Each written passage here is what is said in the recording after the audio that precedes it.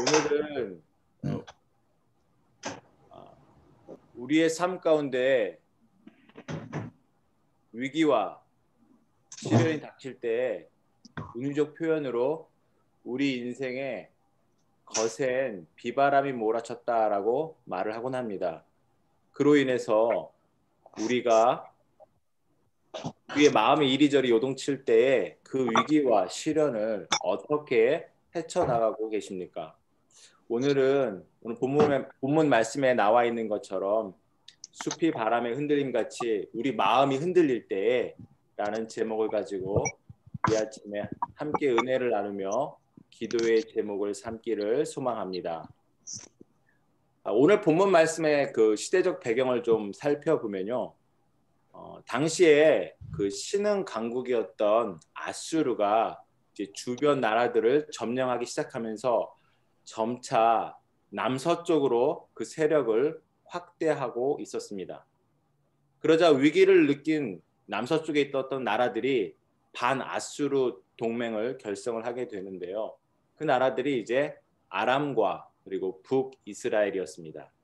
그런데 이 반아수르 동맹에 나머지 한 나라였던 남유다가 합류하지 않았습니다. 그래서 아람 왕 르신과 북이스라엘 왕 베가가 연합하여서 BC 735년에 남유다를 공격하게 됩니다. 그것이 바로 오늘 본문의 배경입니다.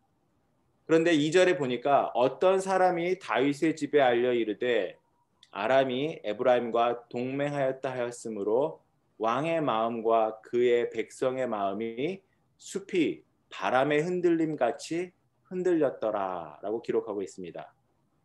다윗의 집은 남유다의 아하스 왕을 의미하고 에브라임은 북이스라엘의 별명입니다. 즉 아람과 북이스라엘이 동맹하여 남유다를 공격한다는 그런 이야기를 듣고 이제 왕과 그 백성들의 마음이 숲이 바람의 흔들림 같이 흔들렸다라고 지금 기록하고 있는 것이죠. 쉽게 말해서 사시나무 떨듯이 지금 그렇게 그들이 벌벌벌 떨고 있다라는 것입니다.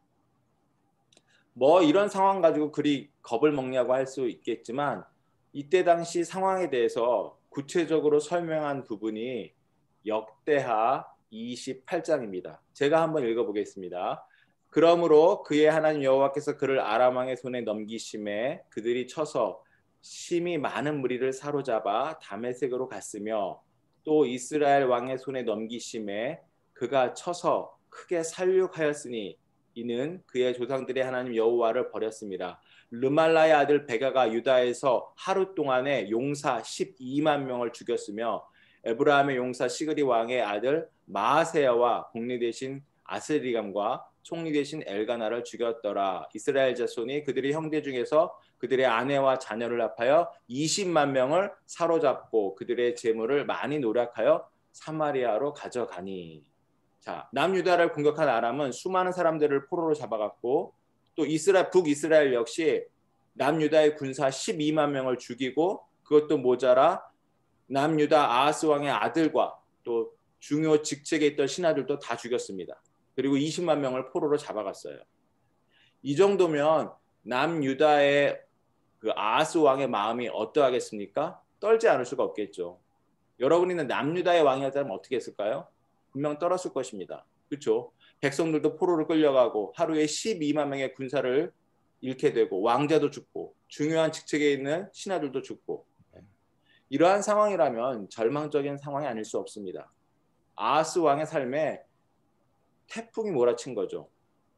우리도 우리의 인생을 살다 보면 위기를 겪지 않을 수가 없습니다. 그런 위기 가운데 위기가 없으면 좋겠지만 인생의 위기, 시련, 숨막히는 때로는 죽을 것 같은 그런 위기도 겪을 때가 있습니다. 각자의 형편과 그리고 상황은 다를지라도 나름대로 힘든 위기의 시간이 있습니다. 숲이 바람에 흔들리듯 그렇게 우리의 마음을 흔들어버리는 그리고 벌벌 떨게 만드는 그러한 일들이 있다라는 것이죠. 이런 상황 속에서 하나님께서는 이사야 선지자를 통해서 아하스 왕에게 메시지를 전달하게 합니다. 그것이 바로 이제 3절과 4절인데요. 그때 여호와께서 이사야에게 이르시되 너와 내 아들 스왈야습은 윗못 수도 끝 세탁자 밭의 큰 길에 나가서 아하스를 만나 그에게 이르기를 너는 삼가며 조용하라. 르신과 아람과 르말라의 아들이 심히 노할지라도 이들은 연기나는 두 부찌깽이 그리터기에 불과하니 두려워하지 말며 낙심하지 말라. 이렇게 기록하고 있습니다. 하나님께서는 이사야에게 세탁자 밭의 큰 길에 가서 지금 벌벌 떨고 있는 남유다 아하스 왕을 만나라고 말씀을 하십니다. 그리고 그곳에서 4개의 명령어를 전달하라고 말씀하십니다. 2개의 긍정 명령과 2개의 부정 명령이 있죠. 삼가며 조용하고 두려워하지 말고 낙심하지 말라는 것입니다. 비록 아하스 왕의 성경 속에서 악한 왕으로 평가받으며 하나님의 은혜를 받을 만한 자격이 없음에도 불구하고 이제는 돌이켜서 하나님의 약속 안에서 평안하기를 바라시는 하나님 아버지의 마음이 여기에서 담겨져 있음을 우리는 볼 수 있습니다. 이 4가지 명령을 오늘 좀 살펴보려고 하는데요. 첫 번째는 삼가라라고 하십니다. 삼가라. 자, 삼가다라는 말이 히브리어로 찾아보니까 샤마르라고 합니다. 샤마르. 근데 그 뜻이 보다 그리고 지키다라는 뜻을 가지고 있다라고 합니다. 무엇을 보고 그리고 무엇을 지켜야 할까요? 바로 하나님께서 인도에 오시면서 자신이 걸어왔던 그 길을 보며 자신을 지키라는 뜻입니다. 어제인가요? 저희 아내가 그 유튜브에서 시드니 그 어노인팅 교회 윤치영 목사님의 그 간증을 듣더라고요. 그런데 그 마지막 부분에 그런 말씀을 하시더라고요.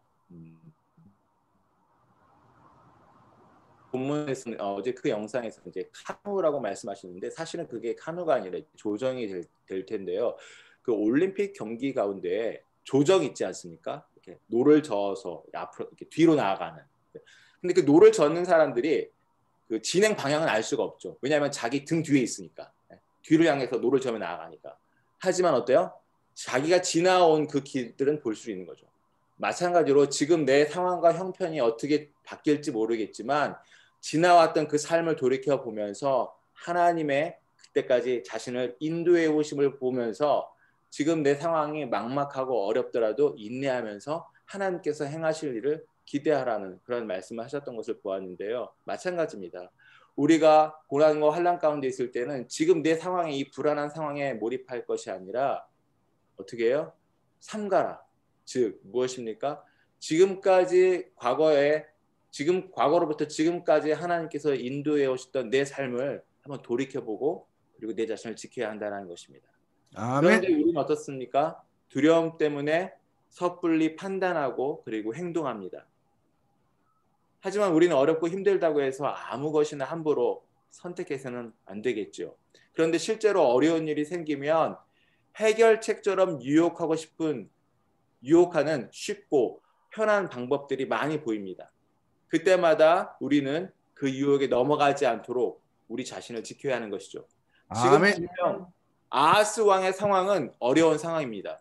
10만 명이 넘는 군사가 하루아침에 죽임을 당하고 자신의 아들도 죽고 믿었던 부하들도 죽어버린 상황. 거의 멘붕, 패닉의 상황이에요. 두려움의 극치입니다. 이럴 때일수록 그는 뭐 해야 돼요? 자신을 지켜야 한다는 것이에요. 살펴보면 두려움과 낙심으로 인해 무언가 쫓기듯이 결정했을 때 그 결정이 나중에 가면 잘못되고 후회하는 그런 결정이 너무나 많이 있습니다. 우리의 삶을 돌이켜 보십시오. 그렇게 섣불리 결정했다가 더 큰 어려움을 겪거나 후회하거나 하지 않습니까? 저만 있었나요? 다른 분들은 별로 없었던 것 같은데. 자, 두 번째로는 조용하라고 하십니다. 조용하라. 위기의 순간이 닥치면 내 마음도 그리고 우리 주위도 모두 다 소란스러워집니다. 그래서 만물의 주인이신 하나님을 보지 못하게 합니다. 위기와 문제만 집중하게 됩니다. 그렇기 때문에 우리는 하나님이 보이지 않는 이 현상을 깨트려야 돼요. 그것이 바로 소란스러움 가운데 조용히 시간을 갖는 것입니다. 그렇다면 그냥 그렇게 조용한 시간만 갖는 것인가? 아니죠. 바로 기도하라는 것입니다. 우리는 기도를 통해서 문제가 아닌 하나님을 바라볼 수 있어야 합니다. 기도한다라는 것은 그 문제를 하나님께 맡기고 하나님을 바라보는 것입니다. 그러면 우리가 문제가 생겼을 때, 어려운 일이 닥쳤을 때, 그래서 기도의 자리에 나가서 기도할 때 언제까지 기도해야 할까요? 그 문제가 해결될 때까지? 아닙니다. 그 문제가 온전히 맡겨질 때까지 기도하는 거예요. 할렐루야. 문제가 있고 어려움이 여전히 있지만 그럼에도 불구하고 그 문제가 더 이상 문제처럼 느껴지지 않을 때까지, 그때까지 기도하는 거예요. 빌립보서 4장 6절 7절에 아무것도 염려하지 말고 다만 모든 일에 기도와 간구로 너의 구할 것을 감사함으로 하나님께 아뢰라. 그리하면 모든 지각에 뛰어난 하나님의 평강이 그리스도 예수 안에서 무엇을 지켜주신다고요? 너희의 마음과 그리고 생각을 지켜주신다라고 말씀하고 있습니다. 아멘. 염려하지 말고 기도하라. 그러면 하나님의 평강이 우리 마음과 생각을 어떻게 해요? 지켜주신다는 거예요. 아멘. 요동치는 것에서 지켜주신다는 것입니다. 저는 원래 제가 목회자가 될 거라고는 생각을 해본 적이 한 번도 없었습니다. 그래서 저는 신학대학을 가지 않고 일반 대학을 갔어요. 일반 대학을 가서 공부를 하고 졸업을 하고 그리고 IMF 때인데도 불구하고 어떻게 해서 하나님의 은혜 가운데 취업을 하게 되었습니다. 물론 저는 모태신앙입니다. 그러나 이제 취업을 하면서 어떻게 돼요? 점차 썬데이 크리스찬으로 이제 바뀌어지죠. 그러면서 이제 세상적인 성공에 목말라서 그렇게 성공을 추구하는 삶을 살아가다가 어느 날 밤에 자다가 갑자기 허리가 끊어질 듯이 아파오는 거예요. 허리가 끊어질 듯이. 그러면서 걷지 못하게 됐어요. 걸으면 너무 통증이 심해가지고 제대로 걷지 못해서 개처럼, 그러니까 그 크랩 있잖아요. 꽃게 이런 개처럼 옆으로 이렇게 쩔뚝쩔뚝 거리면서 걷게 되었습니다. 이제 집에서 난리가 났죠. 이제 아들 하나 있는데 아들이 그렇게 됐으니까 결혼도 못한 20대 후반에 그 아들이. 그래서 이제 집에서 난리가 나고 가문이 난리가 나고 이 아들 어떻게 해야 되냐 해서 전국의 유명한 병원들은 다 찾아갔습니다. 뭐 척추 클리닉, 병원, 한방병원 뭐 다 찾아갔는데 병을 못 고치는 거예요. 나중에 알고 보니까 강직성 척추염이라고 하더라고요. 그러니까 이 척추의 뼈가 대나무처럼 점차 굳어져 가는, 평생 그렇게 살다가 이제 금방 죽는 그런 병이라고 하더라고요. 그러면서 이제 어떤 의사 선생님이 저한테 그러더라고요. 넌 평생 그렇게 장애인으로 살아야 돼. 그런 이제 이야기까지 들었습니다. 그러다가 이제 어떻게 하나 나는 결혼도 못 해보고 이 젊은 나이에 이렇게 살다가 죽는 건가 이런 고민도 하게 되고, 물론 이제 직장은 당연히 내려놓고, 그러다가 어머니께서 마지막으로 우리 기도원을 한번 가자. 기도원 가면 너가 나을 수 있다라는 그 말씀을 해주셔서 가벼운 마음으로 이제 기도원에 갔죠. 기도원에 갔는데 이제 집회를 참석하고 다음날 아침을 먹고 그 기도원 원장님하고 면담하는데 이 질병은 금식을 하면 나을 수 있다라는 거예요. 금식을 하면. 할렐루야. 금식을 하면. 근데 금식, 남자들은 아시잖아요. 배고프면 화나요. 저는 이 금식을 뭐 이렇게 오랫동안 해본 적이 없어요. 그리고 밥도 하루 이상 굶어본 적이 없습니다. 그런데 이게 금식을 하면 낫는다는 것이에요. 그래서 그 순간 제가 마음의 결단을 했어요. 이렇게 금식하다 배고파서 죽으나 이렇게 장애인으로 살다가 죽으나 마찬가지인데 한번 해보자. 할렐루야. 무모한 결정이에요. 왜냐하면 금식하기 전에 충분히 몸도 추스려야 되고 기도로 준비해야 되는데 그런 거 아무것도 없이 그 말 떨어지기가 무섭게 그래 한번 해보지 뭐 이렇게 죽으나 저렇게 죽으나 마찬가지인데 하고 그 당시 그 말씀 하시자마자 바로 그 순간부터 금식에 들어간 거예요. 근데 이제 하루는 금식을 하겠는데 이틀 사흘 되면서 너무 힘들어지는 거예요. 배도 고프고 막 내가 왜 왔지? 그러고 한 나흘 넘어가니까 평상시 제가 싫어했던 음식들이 막 먹고 싶어지는 거예요. 그러면서 어떻게 금식을 했는데 그 기도원이 또 계룡산에 있는 기도원이었어요. 밤 되면 무당들이 막 저쪽 산속에서 막 구슬을 하는데 또 기도원에 가면 능력바위가 다 있잖아요. 모든 기도원에는 대부분 능력바위라는 곳이 있어요. 거기서 능력 받는다고 밤에 가서 기도하면. 그래서 거기 가서 막 밤에 가서 막 부르짖고 기도했죠. 예. 그렇게 해서 이제 20일을 금식을 했습니다. 제 병이 할렐루야. 나았을까요? 안 나았을까요? 왜 대답을 못 하시죠? 나았죠. 근데 나왔어요. 그 기도의 기간 가운데 마태복음 6장 33절을 저한테 레마로 주셨어요. 먼저 그의 나라와 그의 의를 구하라. 할렐루야. 저에게 더해 주시겠다. 그러면서 이제 콜링이라는 걸 알았죠. 그런데 제 안에 이제 망설여지는 거죠. 전혀 그런 이 목회자의 길을 한 번도 생각해 보지 않았는데 이 콜링이 왔을 때 그때 저 머뭇거리면서 이렇게 기도했습니다. 하나님, 저를 만약 목회자로 불러주셨다면 이 질병을 고쳐주셔야 되지 않겠습니까? 제가 이렇게 고쳐주셔야 순종을 하지요. 장애인으로 살다가 이렇게 신대원에 가게 되면 그 3년 동안 어떻게 휠체어 타고 다니면서 어떻게 공부를 하겠으며 졸업하고 나서 전도사로 갈 때 운전도 해야 되고 뭐도 해야 되고 이런 것도 해야 되는데 누가 자기 몸 하나 건사하지 못하는 이런 장애 전도사를 누가 쓰겠습니까? 하나님 고쳐주십시오라고 막 기도를 했다는 것이에요. 그 당시 저는 걸어 다니면서 불렀던 찬양 딱 한 곡 있었습니다. 똑바로 걷고 싶어요. 이 찬양만 부르면서 걸어 다녔어요. 할렐루야. 내가 10분이라도 똑바로 한번 걸어봤으면 좋겠다라는 그런 소망을 가지고 그렇게 야. 기도를 했어요. 그랬구나. 그래서 20일을 금식 기도를 했는데 안 나왔어요. 안 나왔어요. 여전히 아프고 여전히 개처럼 옆으로 다니는 거예요. 그럼 제가 어떻게 해야 돼요? 기도원 원장님 찾아가서 멱살을 잡고 막 야, 거짓말쟁이야 이랬을까요? 아니요. 이제 금식이 끝나고 나면 그 정도 금식을 했으면 이제 또 보식을 또 이제 하잖아요. 한 30일 가까이 넘게.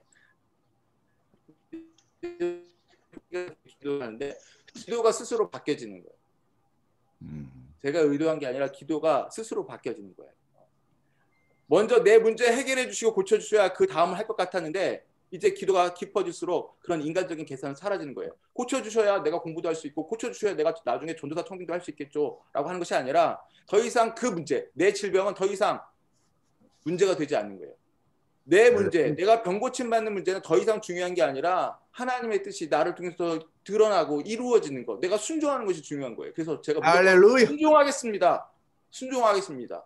하나님이 내 질병을 고쳐주시고 안 고쳐주시면 지금 중요한 게 아니라 하나님이 부르셨다면 저는 어떠한 상황에서도 지금 순종하겠습니다 하고 그렇게 기도가 되더라고요.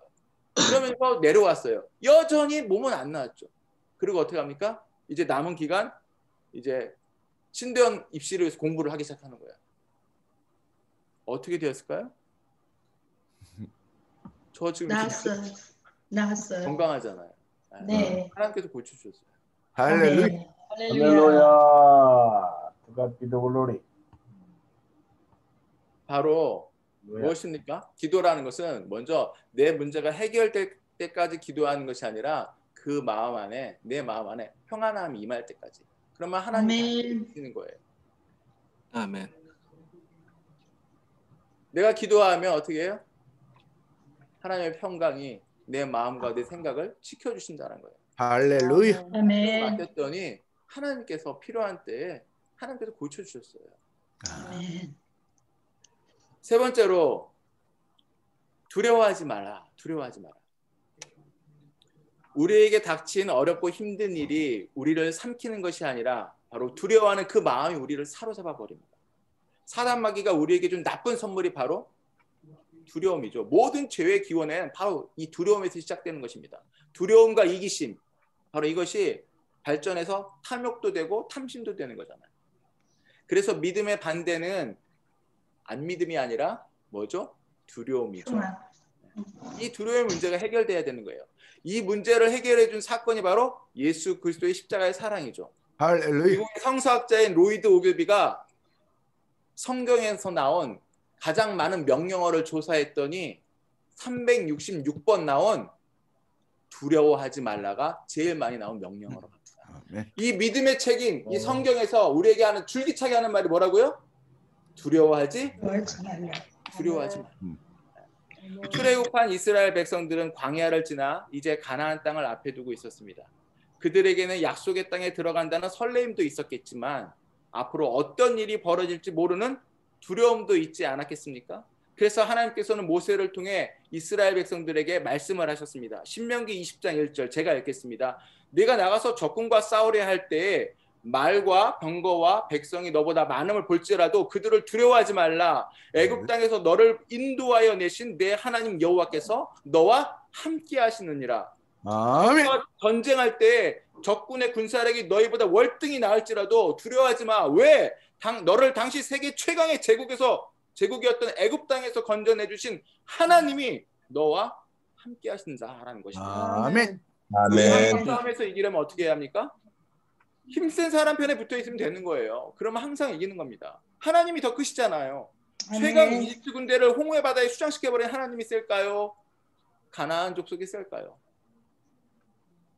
대답을 안 해도 다 알지 않습니까? 그렇다면 우리는 어떻게 두려워하지 않을 수 있습니까? 두려워하지 않기 위해서는 말씀을 기억해야 한다는 것입니다. 말씀이 우리를 지켜주고 말씀이 우리를 보호해 주는 거예요. 열왕기하 2장 12절에 보면 승천하는 엘리야를 보면서 그의 제자였던 엘리사가 뭐라고 하냐면 내 아버지여 내 아버지여 이스라엘의 병거와 그 마병이여 라고 외치는 장면이 나옵니다. 하늘로 승천하는 엘리야를 향해 이스라엘의 병거와 마병, 즉 이스라엘의 군사력이라고 하는 이유가 무엇일까요? 이스라엘의 진정한 힘은 이스라엘 왕의 군대에 있다는 것이 아니죠. 이스라엘이라는 나라가 지켜줄 수 있었던 것은 왕의 군대가 아니라 그 군사력이 아니라 이 엘리야 선지자가 전하는 그 바로 하나님의 말씀이었다는 것입니다. 그 하나님의 말씀이 바로 이스라엘의 병거와 마병, 이스라엘을 지키는 바로 군사력이라는 것입니다. 우리는 이것을 분명히 알아야 합니다. 교회를 지키는 것은 넉넉한 재정이 아닙니다. 많은 수의 성도들도 아닙니다. 교회를 지키는 것은 바로 하나님의 말씀인 거예요. 하나님의 말씀이 바르게 선포될 때에 교회가 지켜지는 것입니다. 하나님의 지켜지는 것입니다. 그 하나님의 말씀을 기억하고 순종할 때에 교회가 지켜지는 거예요. 그래서 말씀이 중요한 것입니다. 네 번째로 낙심하지 말라. 히브리어로는 마음을 약하게 먹지 마라라는 뜻입니다. 바로 담대하라는 것이죠. 왜? 우리에게는 약속의 말씀이 있기 때문에 그렇다라는 것입니다. 이 남유다를 침략한 아람과 북이스라엘 동맹군의 계획이 무엇이었습니까? 6절에 나와 있죠.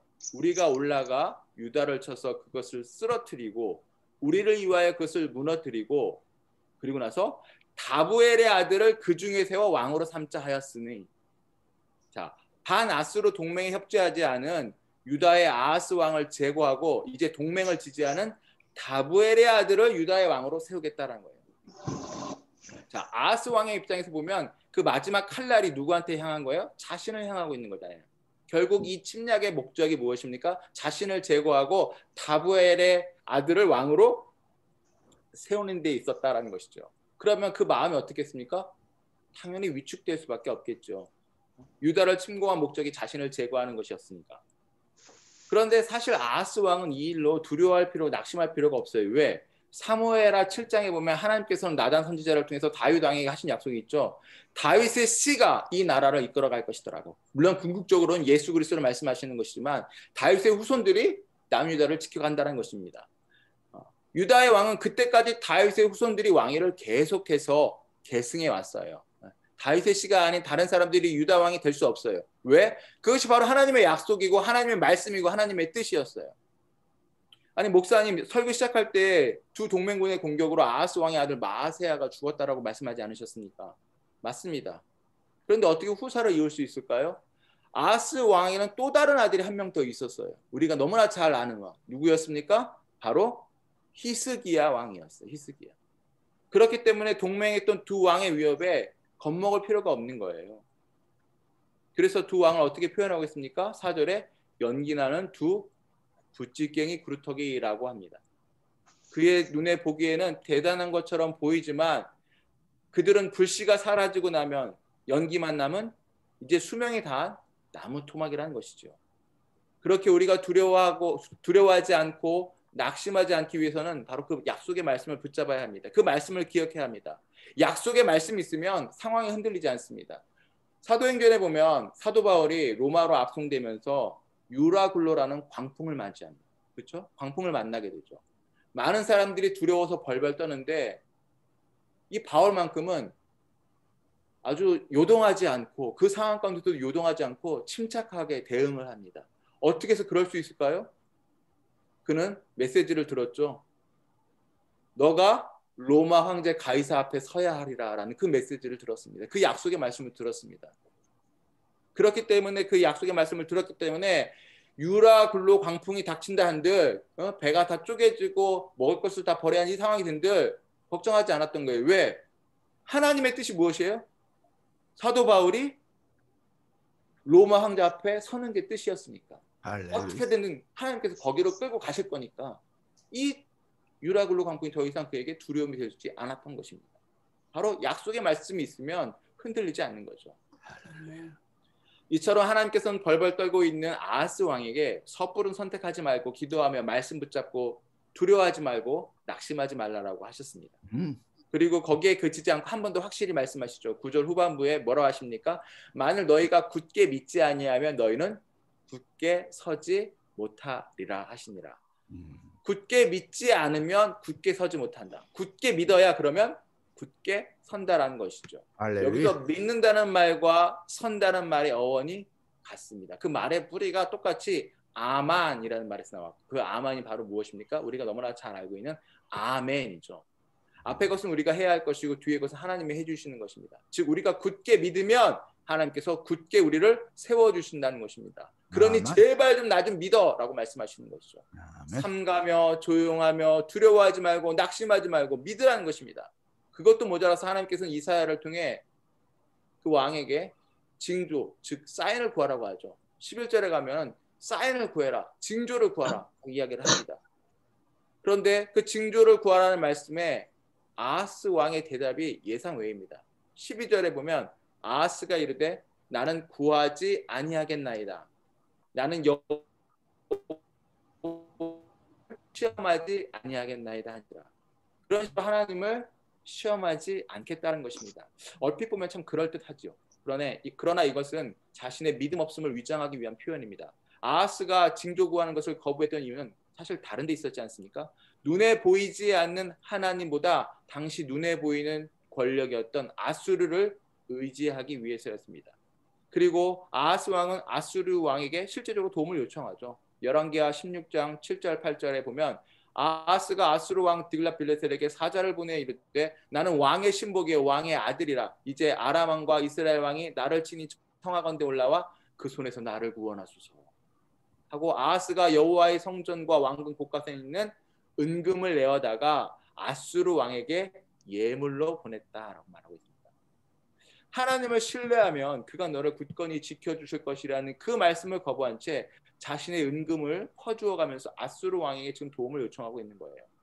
그렇게 징조를 거부하는 아하스 왕을 향해 이사야가 13절에 이렇게 말합니다. 이사야가 이르되 다윗의 집이여 원하건대 들을지어다. 너희가 사람을 괴롭히고서 그것을 작은 일로 여겨 또 나의 하나님을 괴롭히려 하느냐? 쉽게 풀어 설명하면 사람의 인내심을 시험하는 것도 부족해서 이제 하나님의 인내심까지 시험하느냐는 뜻입니다. 지금까지 하나님께서 참고 참으시며 기다리셨는데 너 자꾸 이럴래? 이렇게 말씀하시는 거예요. 그런데 여기서 보면 앞서 징조를 구하라고 할 때는 좀 더 다른 게 보입니다.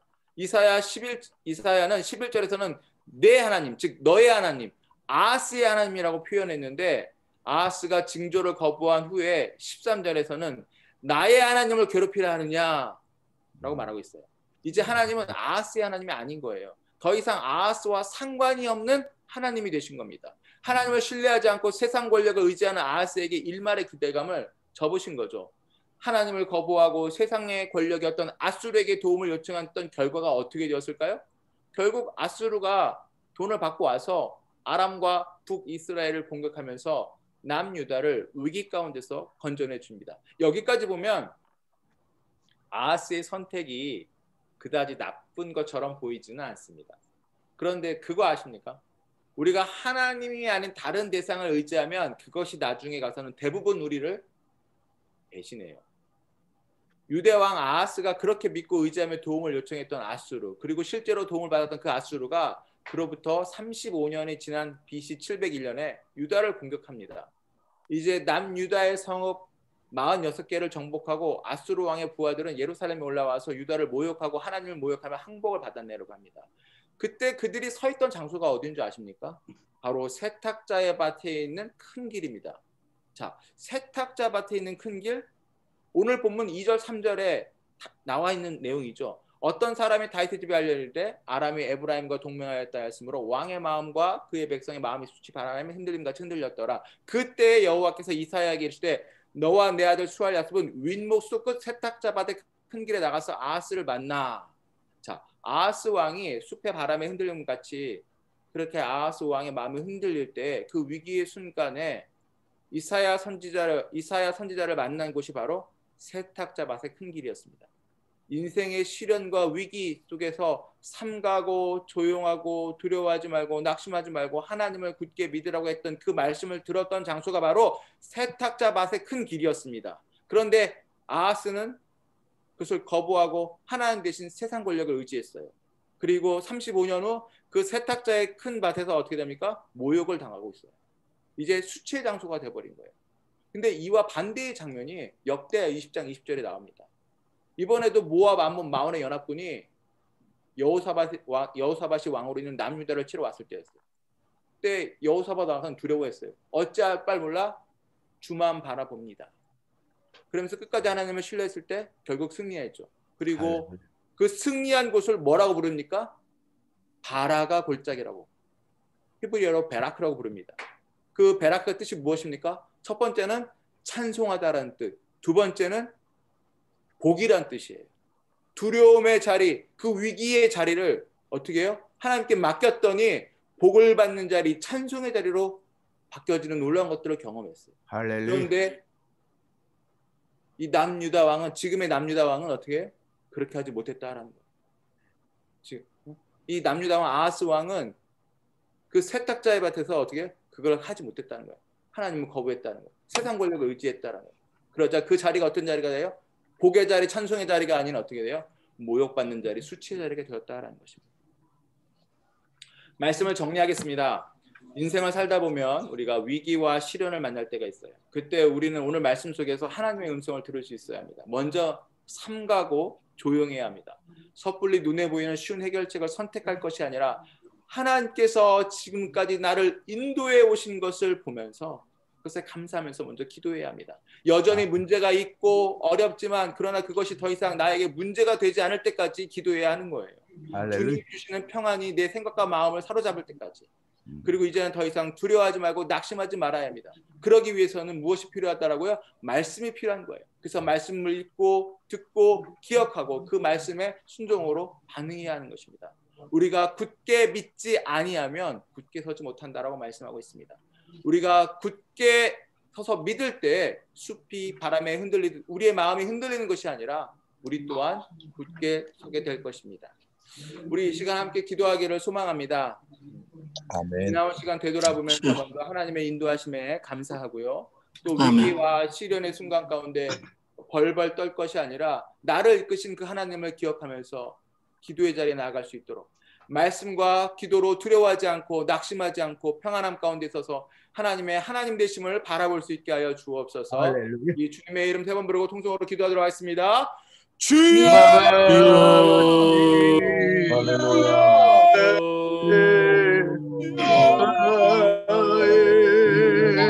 하나님 감사합니다. 하나님 감사합니다. 힘만 바라보게 하여 내 마음이 흔들릴 때 힘을 바라보게 하여 세상이 흔들릴 때 힘을 바라보게 하나님 감사합니다. 주의 나라가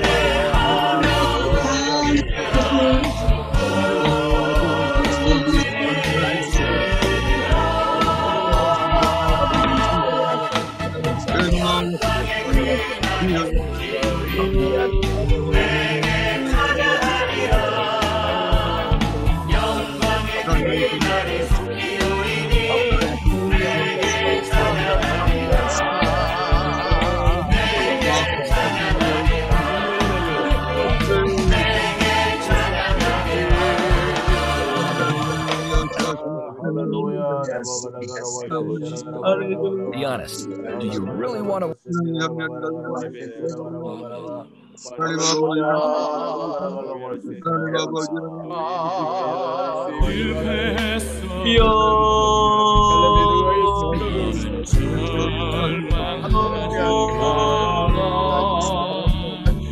내가 너를 도우리라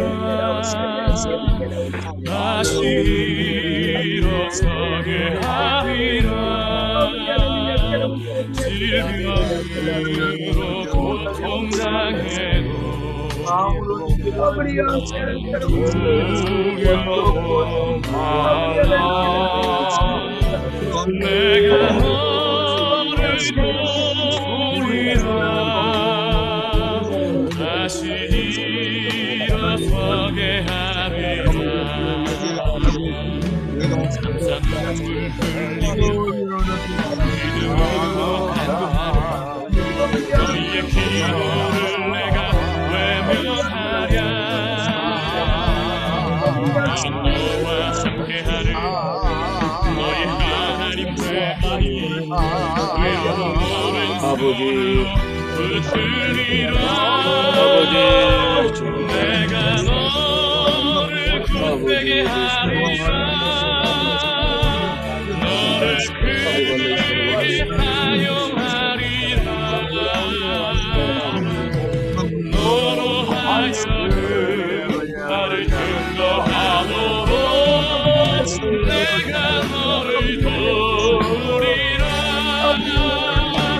내가 너를 굳세게 하리라 너를 크게 사용하리라 너로 하여금 나를 증거하도록 내가 너를 도우리라 내가 너를 도우리라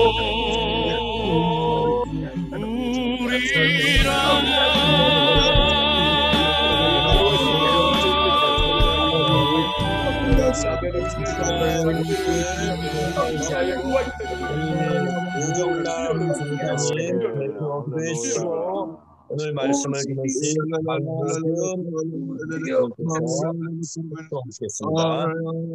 가운데도 안배하였으므로 말미암아 은혜를 하시오 하나님 아버지 하시오 남 선교사님 이제 대표로 기도해 주시기 바랍니다.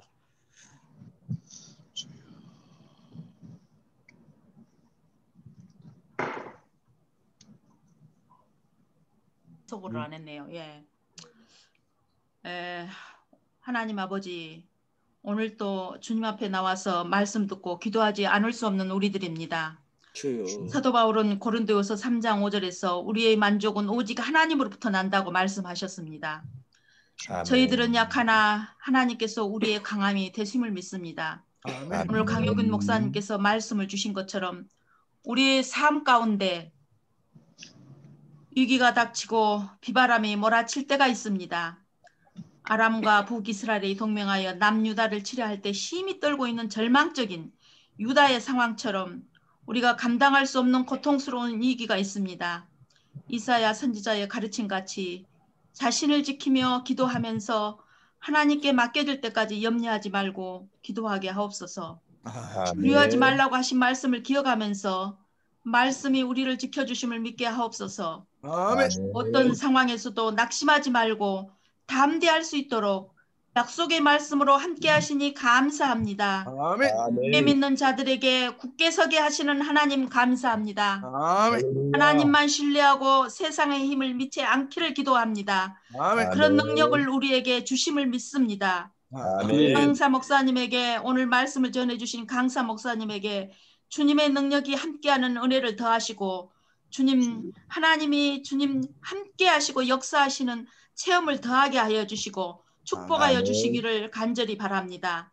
말씀과 기도와 이런 만남을 통해서 우리가 주님을 더 알고 더 가까이 가며 우리를 향한 주님의 뜻이 무엇인지 더욱 깨달아 알게 하시고 환경을 보고 흔들릴 때 주님의 말씀을 붙잡게 하시니 감사합니다. 아멘. 어떤 상황에서도 우리의 믿음이 흔들리지 않도록 도우시고 주님을 찬양하게 하옵소서. 성령으로 충만하게 하옵소서. 아멘. 세계 선교 전략 용서를 주님이 기뻐하시는 도구로 사용하시고 친히 앞으로의 길을 인도하시고 축복하시며 항상 은혜로 함께하여 주옵소서. 주시옵소서. 은혜를 더하여 주시옵소서. 우리가 마땅히 해야 할 중보기도에 신실하게 하옵소서. 우리의 아멘. 선교지와 우리의 교회와 각자의 사역들을 돌보아 주시기를 기도합니다. 아멘. 일일이 기억은 다 못하지만 하루에도 많은 안타까운 기도 제목들이 올라옵니다. 우리의 선교지에 육체의 고통과 사건 사고들로 인한 애통함이 있습니다. 우리는 할 수 없지만 주님은 능치 못하심이 없기에 기도 제목 하나하나를 다 주님께 올려드립니다. 우리 주님만이 영광 받으시옵소서. 우리 주님께서 함께 하심을 믿습니다. 이 모든 말씀을 예수 그리스도의 이름으로 기도합니다. 아멘. 아멘. 지금은 우리 구주 예수 그리스도의 은혜와 하나님 아버지의 놀라우신 사랑하심과 성령님의 임재, 내주, 교통, 위로 인도하심이 오늘 이 순간에도 열방의 복음화를 위해 자신의 삶을 드린 하나님 사랑하시는 그 귀한 선교사님들의 삶과 사역과 그 가정 위에 그리고 하나님 아버지의 뜻이 이 땅 가운데 온전히 구현되는 일에 중보기도하며 후원하는 세계 선교 전략 사령부 위에 지금부터 영원까지 함께 하시기를 간절히 축원하옵나이다. 아멘. 아멘. 할렐루야. 할렐루야. 아멘. 감사합니다.